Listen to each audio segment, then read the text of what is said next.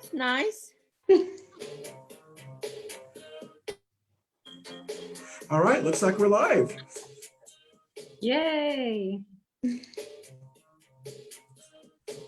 Good morning. Good morning, everybody. Good morning, Morning, ladies. Jenny. I don't know where these dances are coming from. It is Wednesday, almost the end of this month. It doesn't Is it feel really like Wednesday? it, but I guess it's gotta be done. It's Wednesday? Wednesday, what? January, hello. Good morning, everyone. How's everybody doing? Come on, spice up. Only Chris has been. I'm so glad, We got I'm so glad to Barbara. be on this meeting finally. Barbara Bacon is with us. Wow. I know, it's like, my God, it took a long time. Did it really? Alexa, Thank stop. Thank God for a technology enhanced neighbor.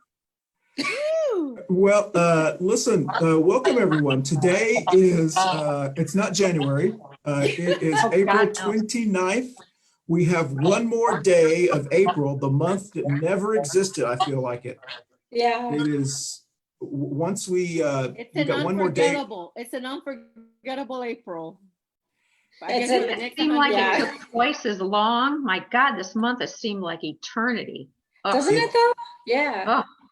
It And usually has, time goes like this, and it's just like every day I'm like, only one day? Oh, Yeah. You know what it bothered me? It's like, okay, in 2 days I gotta pay my rent again.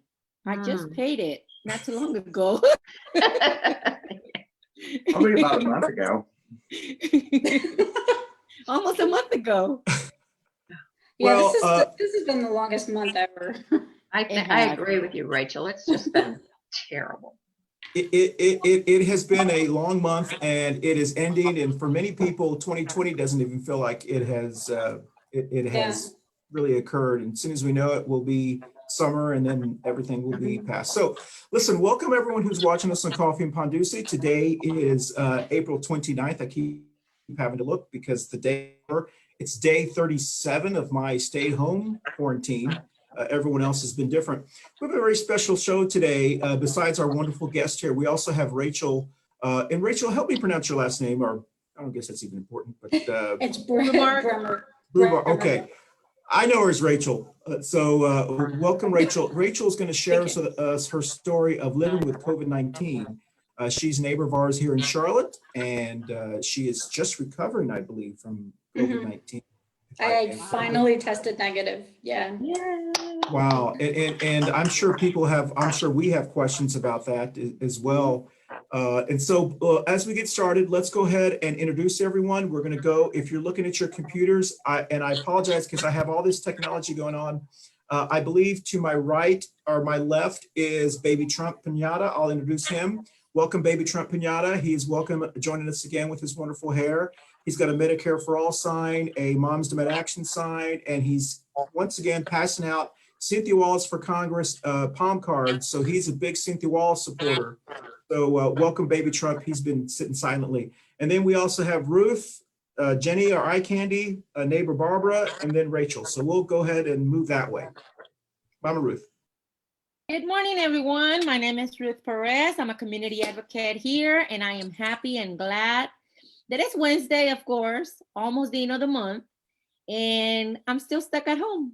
I can't remember how many days I've been in home. I mean, I can't lie. I go to the store, do my essential, and come back, but that's it. I haven't seen Chris since the very first show we did at Manolo's. That's right. Physically, and our last one.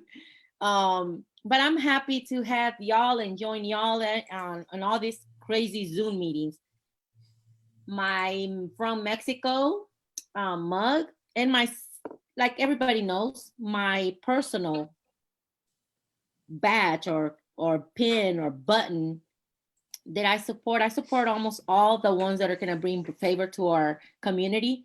However, the one that I'm very concerned with right now, it's our Medicare for All. We are having our health, and of course we have a guest that has recovered, and maybe she can tell us about what happened, but we are definitely need to put all our energy to that, especially in this period of time. So next. Is that me? It's Jenny. Sorry. Jenny. Okay, no, go. Hi, I'm Jenny-Jaymes Gunn, and I'm a community activist. Eye candy. And eye candy, of Dressed up course, today. and model for Charlotte Pride. And team coordinator.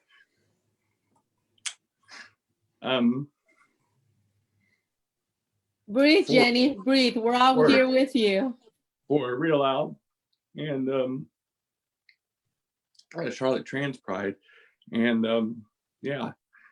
I'm on the board of directors with the national organization Women Charlotte, and I do support Medicare for All. I think it's more obvious than ever that we need programs like that, and for basic human needs, and for humanity. I joked yesterday and said I wanted to introduce myself as hi neighbors, friends, other humans, and Republicans, and it's regrettable that we have a human need, a human right like medical care, and we're willing to make it political.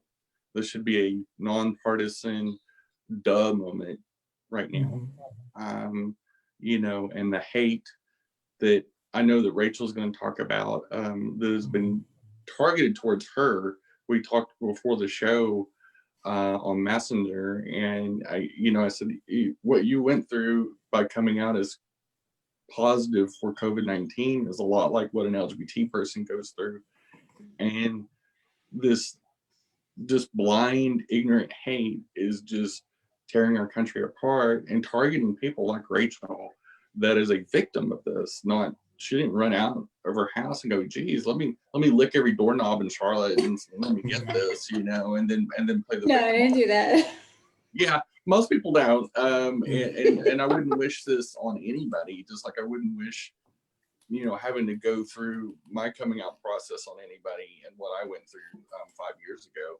And it's just, people need to realize we're all in this together. We're all neighbors. We're all connected. And let's just do the right thing, whatever that is. Well, thank you, Jenny. Thank you. And I know it's emotional for you that the fact that the cancellation of Pride, because of all the work that it takes to get Pride together and what it means to so many people. And maybe we can talk about that at the end of the show, or we need to probably do a whole show about the impact of Pride. You and I have had these conversations, so thank you so much for everything you do. And you look fabulous today, by the way. Thank you. Fabulous. Barbara Bacon, our next guest, next Okay. host. Thanks for introducing me, Chris. I appreciate that. I'm a healthcare advocate here in the Charlotte area, and my background is I spent 30 years in the pharmaceutical industry and 4 years in the medical device industry. So I am a news junkie, and I've been watching all the updates and switch from a million different channels trying to listen to the scientists and the doctors. So this really interests me.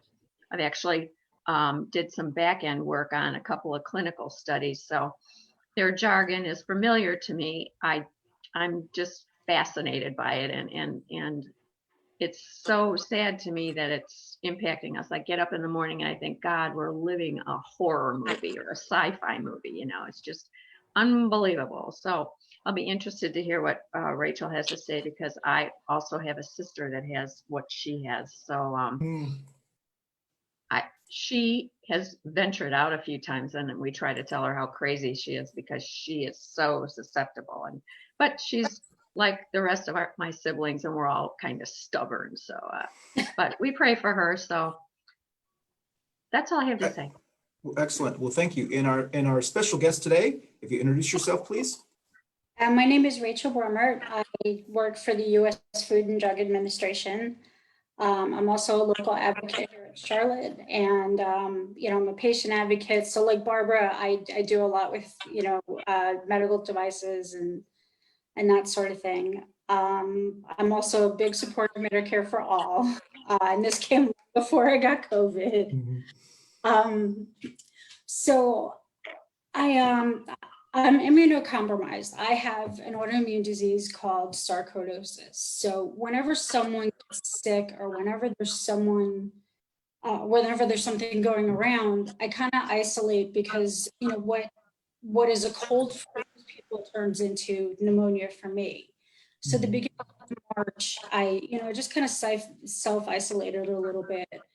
But on March 18th, I had to go to the pharmacy and pick up medicine for my autoimmune disease. And it was the one time I went out. And it turns out that the pharmacy is where I contracted the COVID-19. Wow. I developed symptoms on March 21st. I had a fever, cough, body aches. I lost my sense of smell and taste. And I was not feeling well at all. You know, and I want to clear something up because a lot of people think that COVID-19 is a lot like the flu. It is not. Mm-hmm. It does something to your lungs where it feels like you have like a belt around your chest, like you can't breathe and you're gagging. I mean, not to get gross, but like you're gagging on your own mucus. And like you really feel like you're gonna die. I really thought I was gonna die from this thing, especially since I'm susceptible to absolutely everything. Mm-hmm. Luckily, I did not end up in the hospital.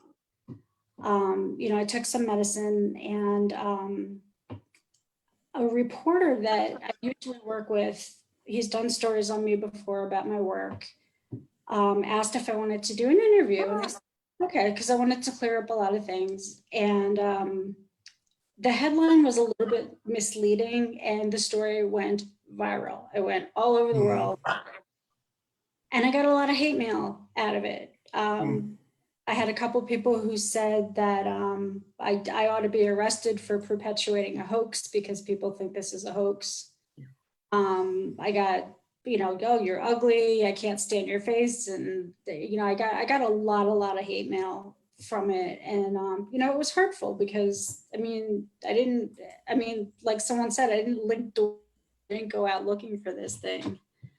But you know, I was in quarantine for a long time, which also took a toll on my mental health. So, you know, Zoom meetings help, but I missed people. Like I couldn't go out to, you know, the mailbox. And, you know, we practiced social distancing in our own house. So my husband, like if I was having a bad day, he couldn't even hug me because like we didn't want to go near each other. I didn't want to get him sick. Luckily, he did not get sick. He showed no symptoms whatsoever. But you know, it was difficult because, well, I need a hug. I'm having a bad day, and you know, my own husband, you know, couldn't hug me. So I did recently get retested. I came out of quarantine on Sunday. Wow. And then I got retested on Monday, and it did come out negative. So I am over the coronavirus. Yay. Listen, we do want to talk more about your experience, and thank you for opening up to us. And we're very grateful for you to be on here because, as Barbara said, my family found out on our weekly Zoom meetings on Sunday that one of my aunts has tested positive and so forth. And so I do think it's important for people to hear your story. And for those of us who maybe, you know, a lot of times we don't really have empathy, we have sympathy. We don't have empathy until we know someone who actually has had it. And so those people who were sending you the haters. Yeah, I got a lot of that. Well, I'm sorry. And gosh forbid, when they hear you, hopefully they will start to have empathy for other family member of theirs may end up getting it. So, you know, before we get into that, I do want to, I hate to switch this mood here, but we do have to thank our sponsor, our coffee and Pandusi. I feel like I Love Lucy from the Vitamin of Vegemin commercial. Vitamin of Vegemin. Oh my God. Yes. So we want to thank our coffee and Pandusi sponsor, Manolo's Bakery, and thank you, Manolo's Bakery on Central Avenue. Those who would like Pandusi bread and tres leche cakes and all kinds of wonderful stuff, please visit Manolo's Bakery and visit small businesses in Charlotte. Also, we want to all salute to Coffee and Pandusi. So if you have your cup, let's go ahead and ching. Ooh, TCU. And Barbara, what do you have on your supply? Oh, It says anything Bella. special? It's a kind of coffee. Well, and I it looks like Rachel and Jenny have fancier to-go cups, so they can just throw. So, you know, I do want to touch on something very quickly, and you mentioned that, and Jenny, maybe you can kind of 30 seconds. Tell us, I agree with you.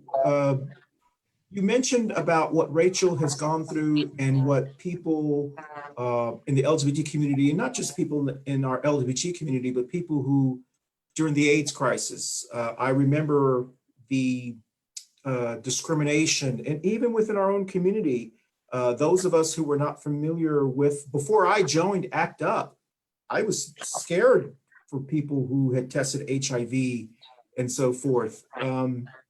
Do you want to maybe talk about that, Jenny, or is that something? Yeah, maybe? I'll touch on it Sure. for a second. Okay. You know, I think anytime that you have something, a medical affliction, especially, or a syndrome like Down syndrome, or HIV, or COVID, or being trans, I'm medically trans. You know, I was born this way, I will die this way. You know, no matter whether I transition or not. But when you tell the world this, when you come out as this, and Rachel came out as COVID positive, you know, and she got a lot of the backlash that somebody that is transgender or somebody that was HIV positive, you know, and I know a lot of it just stems from ignorance. It stems from a place of ignorance when they you know, were saying, well, this is, you know, God's punishment, or it's a hoax, or you're just trying to get attention, or stuff like that. I've been told that I've gone through my transition just to get attention. And I've gotten the same comments about my appearance and all that, which I know I'm fabulous, so it's not a big deal. But, you know, we just have to, it's hard when you're living that. And then when Rachel was, you know, unlike being trans, you know, in normal times, I can go out and I can see, you know, human interaction, you know, and I had so many allies and people that propped me up in my early days after I came out. Whereas Rachel, stuck in her bedroom, can't even get a hug from her own husband, and is getting bombarded. Yet the venue that she was using to have relief would be Facebook, to reach out to friends, to reach out to those deals. But at the same time, they're hitting her feed, they're hitting her posts, and bombarding her. So the portal that has a two-way street was both probably her savior and her you know, damnation. And it was probably very brutal. I can only imagine, because I know when I did my first press interview in 2017 in response to Trump's tweet about transgender in the military. I did a interview, a 3-part interview in Amarillo, Texas, and I got mostly positive, but I got some nasty things said to me, messaged to me, anonymous stuff, just brutal. And so when she said that, it hit me to my core. I was like, well, now I will really hug you. Sure. No. And I know we'll be able to soon. I know the first day that we have the Coffee and Banusa show back here in Casa de Cano, we will all be hugging each other as long as your shoes are off. We will be hugging each other. But Jenny, I agree with you. I mean, you know, I hope one of the things that we all get from this, I think we're all going to be changing in many ways through this experience, but many of us are on social media more than we were, even though I was supposed to have given it up for Lent and it never worked out. One of the things that I know, like, for example, running for office, and if Jeff, co-host who's on hiatus, was here, Tara would probably understand this. Once you run for office, you have to thicken your skin. It's just, you have to, because you do get a lot of people who just say everything to you, and you just have to. And I do think that with all of us on social media more during this time period, we're going to learn what the kids who left Facebook learned when they left Facebook. The kids who started Facebook in 2008, 2009, 2007, Facebook wasn't really meant to be taken seriously. It was a platform just to communicate with each other, like bar talk. When the parents came on, they all left and went to Instagram, Snapchat, now TikTok. I don't know all the other ones that they're on. And all the parents are on Facebook now. And we take it so seriously. When someone says on there something, we literally take it seriously, because that's just our generation. They take it as bar talk. And I do think that, I'm not saying that the hate messaging is any worse or good. I'm just saying is that I do think it's going to change the way we look at things on Facebook, our social media. So I'm not sure where I was going with that, but let's get back to. I do see what you're talking about, and I think we're going to have to learn how to live together better as a community. And I have a question for Rachel. Yes, ma'am. Rachel, how did you how did you get COVID if you were at home, taking care of your own medical issues? I was at home until March 18th when I went to go pick up medicine. So the health department, they did what's called contact tracing. So apparently there was a bunch of us that went to the same pharmacy, and that's how they determined where I may have contracted it. But other than that, I had not left the house except for that one time. And you didn't have no interaction with no one else that seemed healthy, or, sometimes I'm asking because, especially in our Latino community, I've noticed that, if I don't see you with any symptom thrown in the bed with a tissue next to you, you're not sick. So right. People are not understanding the reality that you don't have to show symptoms to transmit that, virus. So correct. Yeah, there's a lot of people walking around that don't even know they have it. There's a lot of people who are asymptomatic. I, on the other hand, I had a very high fever and I couldn't breathe. And so I was exhibiting symptoms. The only other contact besides the pharmacy and my husband was when a neighbor of mine had delivered groceries for me. Because she says, listen, I know you're not going to leave the house. And, is there anything I can get for you? And she left it on my doorstep. And she texted me saying that it was on my doorstep. So when I opened the door, she was on the bottom step and I was on the top step. And there was some speculation that was spread in a tabloid in the UK that I had gotten it from the groceries, when that was not at all the case. I never said that, but it got sensationalized in the media that it was the groceries. So then I got all these people emailing me, well, what do? I get groceries. Do you wash them down? Do we know if she was contagious? I mean, do we know if she was? She didn't, but I didn't know that, and she didn't know that until a few days afterwards. So I thought she was healthy. Wow. And she wasn't showing any symptoms, but she, she did test positive. So, this virus is so insidious and so sneaky that, there's just, there's a lot of people walking around. They don't realize that they have it because they don't have any symptoms. And, I don't wear a mask because I'm not wearing symptoms. Well, you're protecting everyone else. You're protecting people like me, even though I ended up getting it. But you're protecting other people by taking the measures that they're taking. And some people think it's extreme, but I don't. Having had this, I don't wish it on anybody. Yeah, but people don't understand that. They're not understanding. Yeah. They're still, I see stores full of not taking the right cautions, not doing the right social distancing. I stopped going to do groceries myself for the past 2 weeks because I haven't seen a change. Yeah, exactly. Yeah, it's alarming how many people are not taking. Now, keep in mind, we live very close to South Carolina. South Carolina is already opened. What makes me think that I'm going to be going to a store here where we have people traveling down there coming in here? So exactly. No. Exactly. Yeah, I'm actually really disappointed that some states are opening up as soon as they are. It's scary. And we can see the difference because the numbers are actually hitting hard now that they open. Now we're starting to see a big change. So even though we're taking care of ourselves, it's like nothing. Right. So, Rachel, the question I have is, when you tested, who did your doctor tested you? I went to the emergency room because. Oh, wow. Yeah. Okay. Oh, that's scary. Yeah, because I can only imagine that I know I've told the person who cuts my hair who was sick for weeks before, and I asked her, are the person. I've asked the person if they were going to the doctor, and the person was afraid, because she was afraid that they would keep her and she couldn't afford to be kept in a hospital.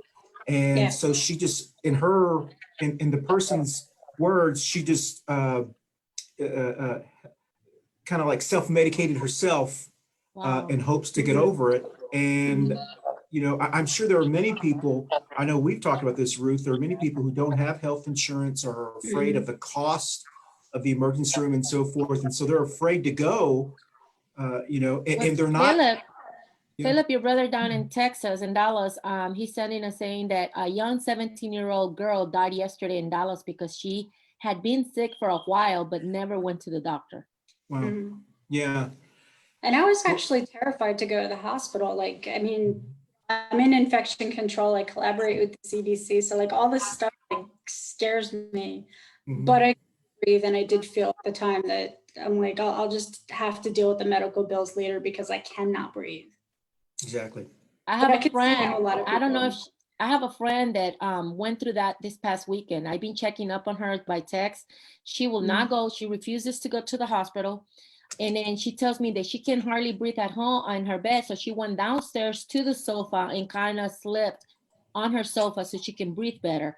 She doesn't really understand the real warning that could, the consequences that could cause her for not going to the hospital. But however, she's a single parent, unemployed, don't have insurance. She doesn't want to get more medical bills or anything like that. So she's like, no, I'll rather just take teas, ginger tea, lemon tea. And I'm like, girl, you gotta do something. She had fever, she was shaking. I was like, that's crazy. I mean, you need to get checked. Yeah, especially for something like this. There's, you know, there's a lot that is not known about this, but we do know that it is eating your lungs. It's destroying your lungs. It's destroying your heart. There's some evidence where it could be doing a little bit of damage to your brain as well. So this thing is way different than any regular sickness. And I think it is important to get checked out. But I also do understand, you know, there's a lot of people who just can't afford it or are afraid of the bills. And I totally understand that. And you know, Rachel, when you mentioned earlier, I know we don't have a vaccine, we don't have any medical advices or any medicine that will control that. How did you end up getting recover, you know, on your own at home? Yeah.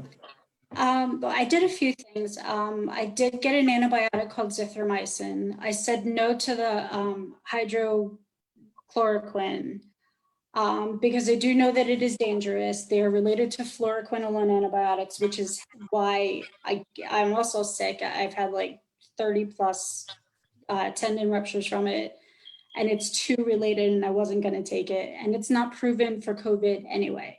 But I did take the zithromycin. And then when I couldn't breathe, what I did is I laid on my stomach and it took the pressure off my lungs. So that helped me breathe. And then, you know, just drinking a lot of hot stuff like coffee or tea or that sort of thing, and taking Tylenol regularly for the fever. And so, I mean, it's not easy recovering at home, but it was better than the alternative. Rachel, since my sister has sarcoidosis as well, do you have any tips that I could give her? Because she's still going out at random and it's scaring all of us. Is she showing symptoms of COVID or is it? No, but she the talked about a sarcoidosis? headache and I'm like, oh. Yeah, that's one of the symptoms too. Wow. May I ask if she's on medication for it? Oh, yes. Yeah, I'm on methotrexate for it. Helps, and like inhalers help. Does she have it just in her lungs or is it elsewhere? I'm not sure about that. But I know Okay. her lungs are really bad. Okay, yeah, it can affect any part of the body, but it most commonly affects the lungs. Right. Keep up with treatment, listen to your doctor. You know, We just want her to stay home. I want her to stay home too. Yeah. Yeah. I'd be more than happy to tell her to stay home. It's especially hard when you have an autoimmune disease, especially sarcoidosis, which is already an inflammatory disease. It's already one that affects your breathing. So Rachel, Rachel, sorry to interrupt you, but you talked about briefly when we started about the hate messages you'd received and so forth. Yeah. Were those from people, you don't have to answer this, were they for people you knew or just people who just spammed you or? It was both. Oh, wow. Yeah, I got negative reviews on my professional Facebook page. My website got so much traffic and hate mail that it actually crashed. The one that actually hurt the most was a family member who thought that I was making this up to get attention so that I can get attention on my documentary, which I had not taught. Like I don't talk about that a whole lot, but she thought that I was doing this just to get attention for my documentary. Mhm. Then auto reply saying that I was out of the office, like went back to her, and then she said "F you" back. And this was it was a close family member, and it hurt very, very deeply. Very deeply. I was not expecting it from my own family member. That's Jenny. But I get it, but I get it from strangers as well. I get a lot of hate mail, and a lot of people thinking that this is a hoax, and a lot of people saying, well, you're doing this for attention. And now, after you recovered, how's the transition between your husband and the same household? Even though you recovered and everything, how can we know that it's already completely clear that the virus will not continue? Because I've learned that there is a second term.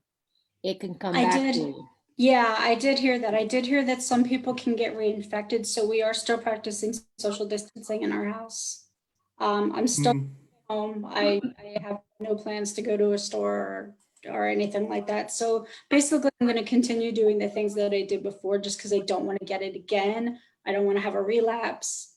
And I want to save other people too. Because your husband also in quarantine at home, or he still goes out and work and come back? My husband's working from home, so he's been home. He does grocery shopping maybe once a week, and he does the mask and the gloves and the whole thing. But if he doesn't have to go out, he won't go out. Wow. And that's just incredible that, it never ceases to amaze me how, especially close loved ones, can just abandon you when you really need them the most. Part of my coming out process in my early transition, I lost a lot of family. Eventually I lost my relationship with my mom. I haven't spoken to her since 2018. I completely understand that. Yeah. And it's she was accepting at first, and then she, she just like at one point just like I have become a lot closer to my dad because he always wanted a daughter, and so strangely, because my dad's homophobic, that he, I guess in his older age, he's finally come around, but so there is always hope. Good, yeah. That deluge of hate, that first wave of hate, when you're not prepared for it, as you and I. I do take negative comments personally. I always have. So even the ones from people that I didn't know, like that hurt. But the one from a family member just absolutely ripped my heart out, and I cried for so long, and I'm still upset just thinking about it. I just want to say something, and then I want to talk about maybe where you're going to go from here, because you are, I know there are things that you're doing as well, but I do find it interesting what you said, Jenny, and what you said, Rachel, as well, is that when people are going through something and they tell a family member or a friend or whomever, and that person makes it about them, and instead of being there for you, they make it about them, and you almost want to say, it's not about you. Yeah. It's like, that's the time when that's when you can tell who's selfish and who's not selfish, because it's like, listen, this is not about you. It's about me going through what I'm going through. And that's what I'm trying to say too. Like, I am a filmmaker. I have been working on documentaries, But when I'm sick, like I do work for the FDA also, I'm furloughed. So I'm not bringing in any income. Yeah. Like you're Wow. telling me I'm doing this for attention for this when I'm not even making money. Like, Yeah. I Well, don't quite I guess understand I guess that tells us and talks about how a lot of our communities need to educate themselves about what's really going on. It's not Exactly. about just that you're just walking around, you inhale outside and you get the virus because you wanted to. Right. That's the way Like, meanwhile, that's the way I was understanding it Be at farther first. I from was the like, oh, truth. come on. I was not being serious about it. But then I yeah, realized and I said, wait a minute, even though if this was something that the government has done, they never measure the consequences, and it's it's trespassing more than their speculation. So we definitely need to take care of ourselves and see ourselves, love each other, but with a respectful distance. However, absolutely. I remember when I was young, my grandma had all her grandkids with her. And if one had a flu, just a regular cold, mocos hanging on her nose, she would definitely grab a cup, put her name on it, and separate it, or bowl or spoon or everything. And we felt Yeah. like, oh my God, we're being rejected.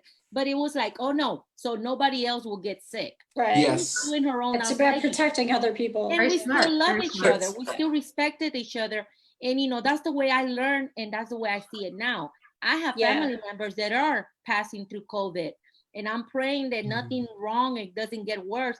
But we have to see it as, oh, shame on you, God is punishing you. No, it's Yeah. something that you weren't expecting it. Just learn from it. And That's let's how I move on. feel. That's a great way to put it. That's exactly how I feel about it. And Well- more needs to be known about it because a lot of misinformation is coming from the current administration. So You can say his name. I don't say Baby's his down name. there, baby, shh. Baby. Back to that guy over there. Well, listen. There's a lot of yeah. misinformation going out there, so it makes it even harder to put accurate information out there. One of the things I remember that many people went through in the during the AIDS crisis and AIDS epidemic of the late 80s and early 90s was the religious Jerry Falwells and so forth, that they were basically that the people who had contracted HIV, that it was a punishment from God. And goodness, we haven't necessarily heard that about this, mainly because it doesn't make any difference what faith you are or what faith you aren't. It's an invisible enemy that can get anyone Exactly. can get this. So yeah, it does not discriminate. I mean, even younger people, they're dying from 20 years old. So, usually when there's something like this that goes around, it affects the elderly or someone who already had a medical condition. It's going after everybody. Sure. Well, so what tested, they retested you? Is there like a certain time frame that they wait till you're not showing symptoms anymore, or how does that work? So what happened was I had to be 72 hours without a fever and 7 days without symptoms. So I stopped having symptoms last weekend. So it was about a week when I was able to get retested, and that one came out negative, and they're coming out a lot faster. So when I first got tested, it took like 4 or 5 days to get the results. This time it took less than a day to get it. So I think it's because they're getting more testing done. I think there's more because there's more known about it. But there had to be a certain criteria that I had to be without symptoms for a certain amount of days. And I had to not have a fever for 72 hours without the help of medication. And then, I had did this you go for back to about your doctor? I did. Yeah, I went to my primary doctor for that. I forgot where I was going with that though. I'm sorry. It's okay. I'll mute myself. No, brain fog is another symptom. But yeah, I had this thing for about 6 weeks, I think. Most people get it for around 2, but because I'm immunocompromised, it just took me a little bit longer. But luckily, I didn't need a ventilator or anything like that. The only lingering thing that I have is that my oxygen saturation is still low, but everything else went away, like the cough went away and the fever went away.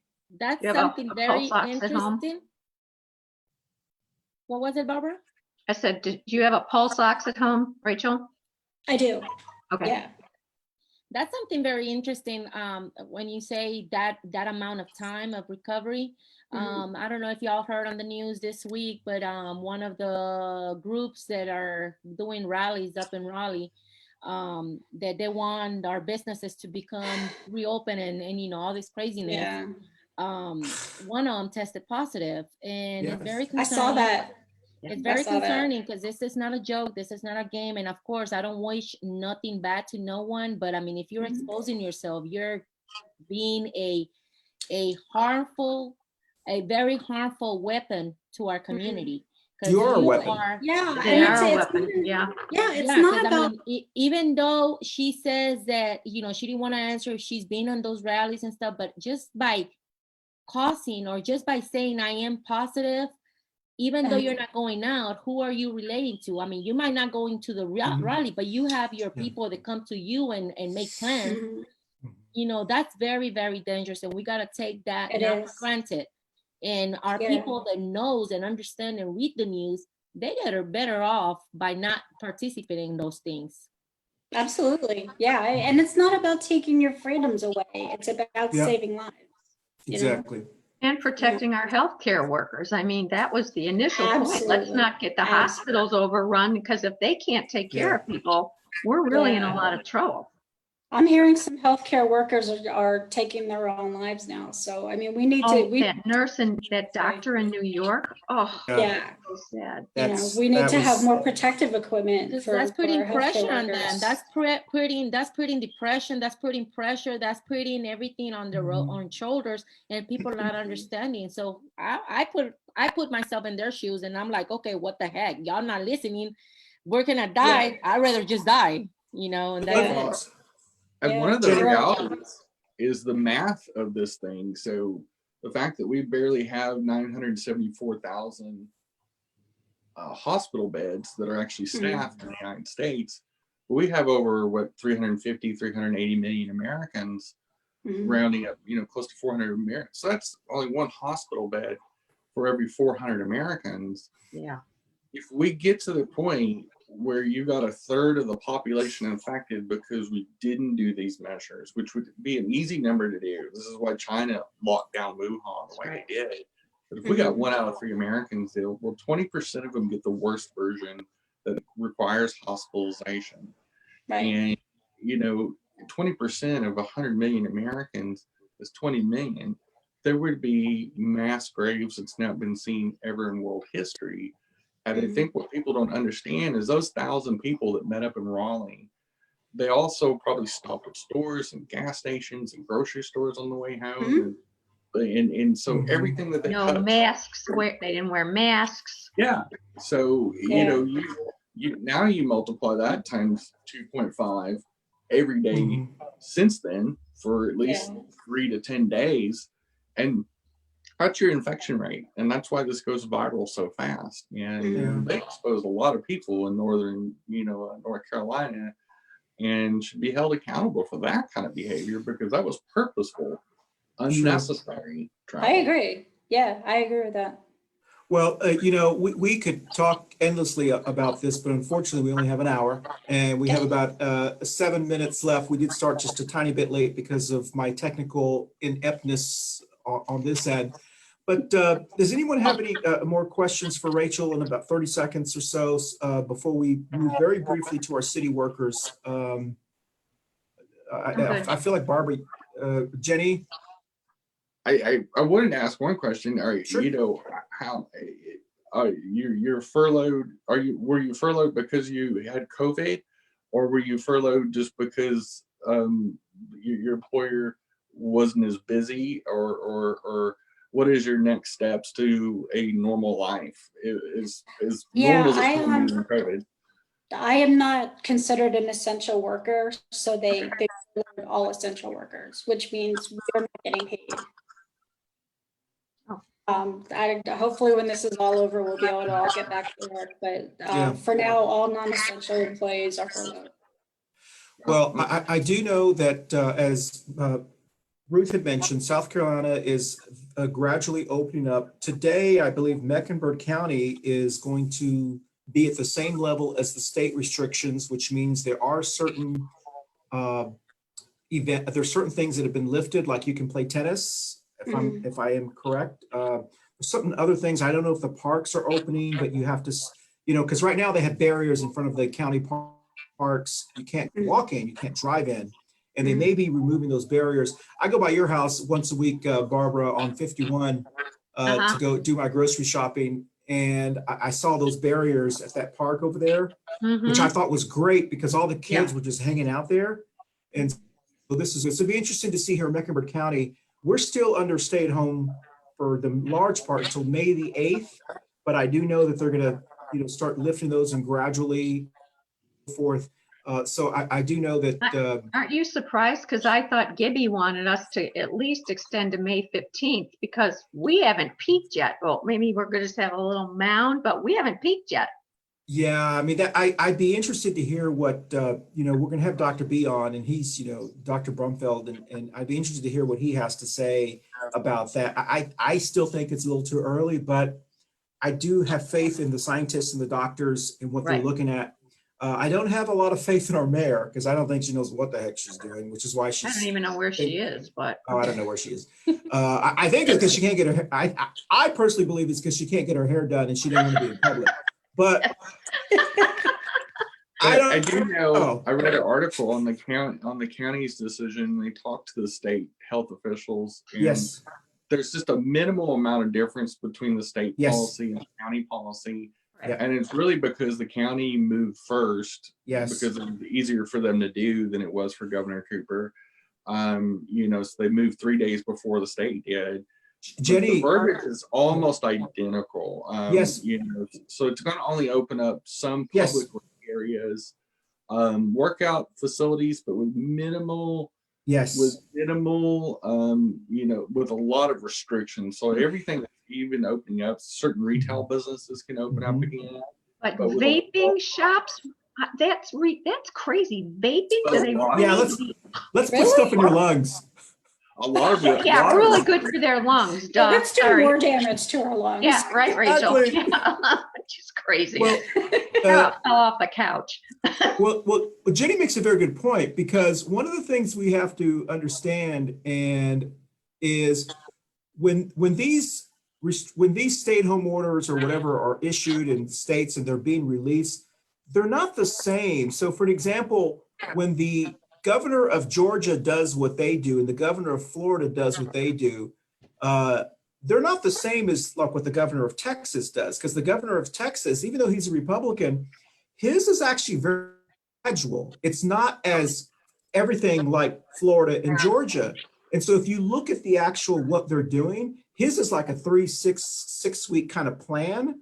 And it seems to be a little bit more responsible in Texas. Whereas Georgia and Florida, it's like, all right, you can go to the beaches, And so it does seem more responsible. So we can't, I think it's a little unfair to kind of, what I've seen is like South Carolina is not as, they've been releasing the restrictions, but when he made the announcement, they weren't releasing the restrictions until 2-3 weeks later on.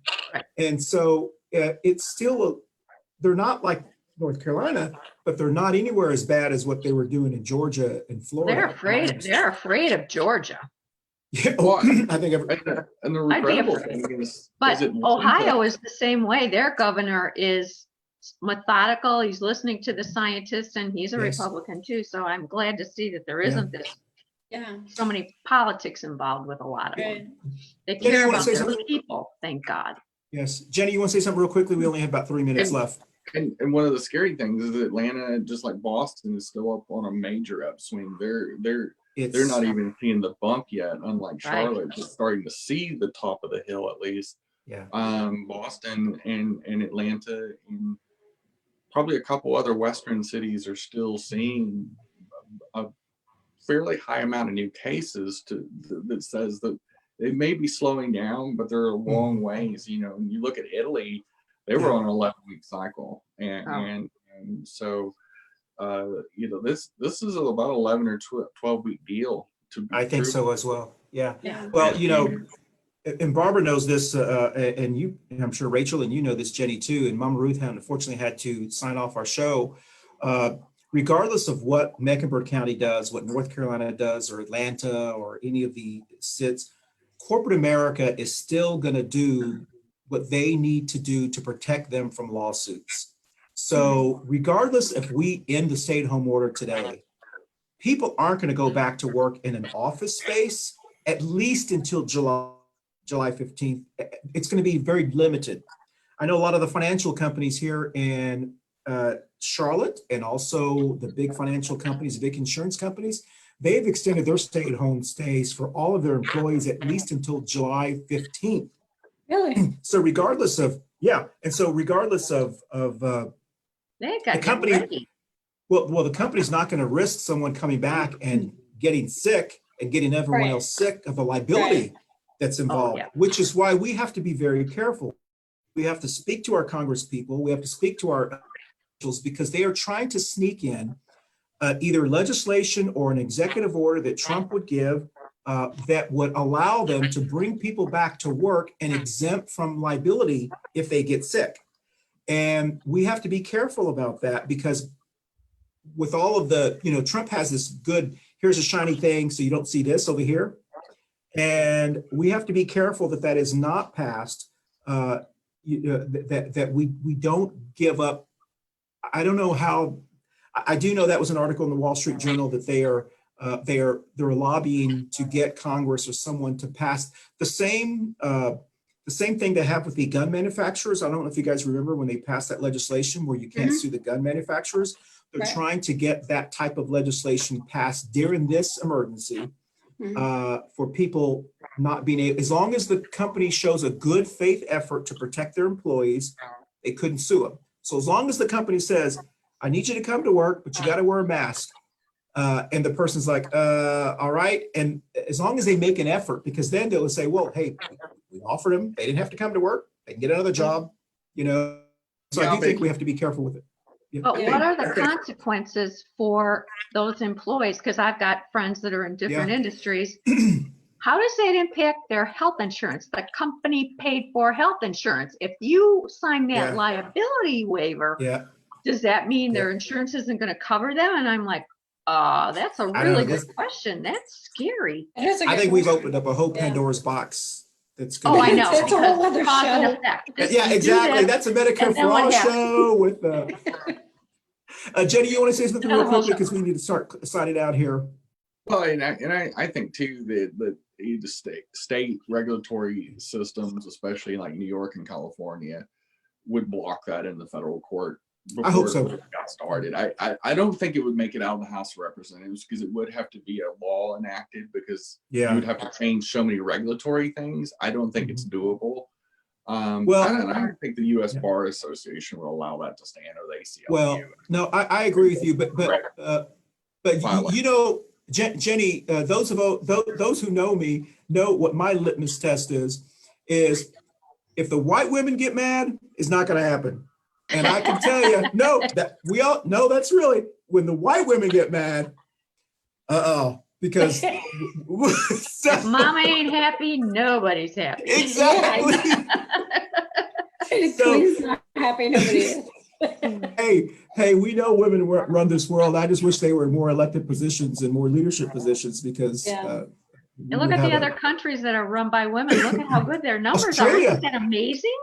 Australia, New Zealand, all of these other wonderful things. Well, listen, 4 of the 5 Norwegian or Scandinavian countries are led by women, and the 4 of the 5 are the ones that are doing really good. Sweden, exactly. A male prime Sweden's minister kind of out there, though. Is I mean, they got one of the highest death rates Sweden in Europe, behind they have like, Italy. they're looking for herd immunity is what I think. Exactly, Barbara, exactly what you said. You remember we had Dr. B on 2 shows, the show before he last, he talked about people were trying to practice herd immunity. Yes. And he explained what herd immunity, and this is what these reopened people want, is they want us just to go ahead and build our immunity and let's see what happens. That's like the people who don't want to vaccine their kids. That's like that mentality. Yeah. is doing that, and they do have the highest percentage because they believe that the strong will survive, and that's the way it's meant to be, so to speak. Which is, well, they specifically pick the economy over their yes, their Yes. people, which is weird because they are They're a mixed- tiny little country, so maybe they can have Yeah. that luxury, but well, it's backfired. yeah, yeah. it has. It has, yeah. And even with the remoteness of it, Yeah. with 2 million people spread over a pretty decent sized country, their geography did not save them with this. So that tells you how contagious COVID really is. Yes. Oh, yeah. It's Yeah, Rachel, you know. Yeah, I Well- do know. It is extremely contagious. Well, listen, all I can say is that, and one of my cousins said this on our family Zoom call on Sunday, let's just remember that we can always build ourselves back up financially. Many people did after the Depression. Many people did, many families, we all go through bumps in the road. We can always build ourselves back up financially, but you can't be, You're it's hard to build yourself. Exactly. Can't take your life Exactly. back. Yeah. Yeah, that's right. Exactly. And so They let's haven't just try developed to, that yet. yeah. So Rachel, thank you so much for being on the show. We appreciate. Thank you for asking. Thank you. And please, anytime you want to come on, even if you just want to sit and chat with us or whatever, please welcome. I just want to remind everyone that we are going to have Matt Newton, City Council person at large, District 5. I keep wanting to call him mayor because I wish he was our mayor. But we will have him on Saturday, and Dr. B will be with us, I believe, either Saturday or next Wednesday. And the topic this weekend is going to be, did the stay-at-home order work? And the next weekend is life after COVID-19, because that's when we will see when maybe the end is, so to speak.